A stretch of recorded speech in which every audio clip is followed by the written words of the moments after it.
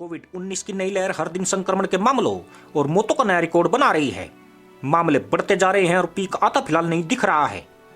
28 अप्रैल को देश में 3,79,000 नए मामले दर्ज किए गए। कोरोना की टेस्टिंग जितनी बढ़ रही है, नए मामले भी उसी तेजी से बढ़ रहे हैं, लेकिन साथ ही पॉजिटिविटी रेट भी बढ़ रहा है। 28 अप्रैल को खत्म हुए भारत में हर दिन करीब 3,49,000 संक्रमण के नए मामले दर्ज किए गए। इस हिसाब से देश का पॉजिटिविटी रेट 20.8% रहा। इसका मतलब यह है कि हर 5 में से एक सैंपल पॉजिटिव आया है। 15 दिन पहले हालात अलग थे, तब पॉजिटिविटी रेट 12.3% के करीब था, यानी हर 8 में से एक सैंपल पॉजिटिव आ रहा था। टेस्टिंग के साथ ही इस रेट में भी इजाफा हुआ है। एक महीने में 65% टेस्टिंग बढ़ी और अप्रैल के अंत तक हर दिन करीब 17 लाख टेस्ट किए जाने लगे। विश्व स्वास्थ्य संगठन के मुताबिक किसी ऐसे इलाके में जहां टेस्ट सही संख्या में किए जा रहे हैं, वहां पॉजिटिव रेट 5% से कम होना चाहिए। ऐसा अगर कम से कम 2 हफ्तों तक हो जाता है तो माना जाता है कि संक्रमण पर नियंत्रण पा लिया गया है, परंतु भारत में यह दर बहुत ही अधिक है। कोरोना संक्रमण की लहर में जब भारत के मामले पीक पर पहुंचे थे, तो पॉजिटिविटी रेट पीक पर पहुंचने के 1 महीने पहले से कम होना शुरू हो गया था। इस दूसरी लहर में यह दर कम होनी शुरू नहीं हुई है, इसलिए मुमकिन है कि पीक अभी बहुत दूर है। कई राज्यों में पॉजिटिविटी दर पूरे देश के दर से अधिक है। दिल्ली में यह करीब 33% के करीब है।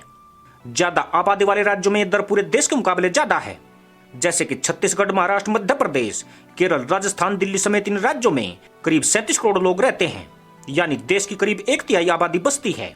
महाराष्ट्र को छोड़कर इन सभी राज्यों में पिछले 14 दिनों में पॉजिटिविटी की दर बढ़ी है। महाराष्ट्र में मुमकिन है कि दूसरी लहर का पीक करीब हो। छत्तीसगढ़ में भी इस दर में थोड़ी बढ़ोतरी हुई है। भारत हर दिन कोरोना वायरस वैक्सीन की 20 लाख से अधिक खुराक का प्रबंध कर रहा है। आवर वर्ल्ड इन डेटा नाम की वेबसाइट के मुताबिक 28 अप्रैल तक 14 करोड़ से अधिक टीके दिए जा चुके थे। 10 सबसे अधिक आबादी वाले देशों में चीन और अमेरिका के बाद भारत का नंबर है, लेकिन प्रति 100 व्यक्ति भारत में केवल 10.6% लोगों को खुराक दी है। भारत की लगभग 8.9% आबादी को टीके की कम से कम एक खुराक मिली है, जबकि केवल 1.8 आबादी को दोनों डोज दिए गए हैं।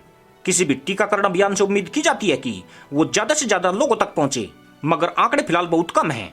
10 सबसे अधिक आबादी वाले राज्यों में गुजरात में सबसे अधिक 3.2% आबादी को 2 डोज टीके मिले हैं। उत्तर प्रदेश में यह दर सिर्फ 0.9% है। इसके अलावा 4.4% लोगों को ही पहली डोज मिली है। इससे संकेत भी मिलते हैं कि सिर्फ टीकाकरण से इस दूसरी लहर से नहीं निपटा जा सकता है। कई शोधों में यह कहा गया है कि पीक मई के मध्य तक आ सकता है। स्टेट बैंक ऑफ इंडिया के अर्थशास्त्र की एक रिपोर्ट इसी ओर इशारा करती है।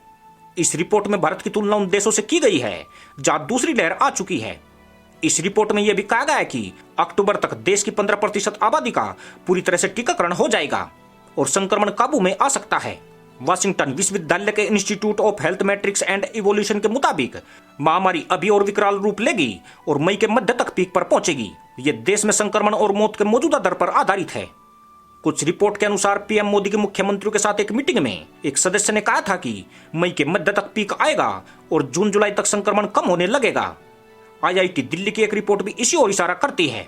उनके मुताबिक महाराष्ट्र और छत्तीसगढ़ में मुमकिन है कि पीक आ चुका है, लेकिन इसे लेकर एहतियात बरतने की जरूरत है, क्योंकि इस जिस गणित के मॉड्यूल का इस्तेमाल आईआईटी ने किया है, उसके नतीजे पहले भी गलत साबित हो चुके हैं।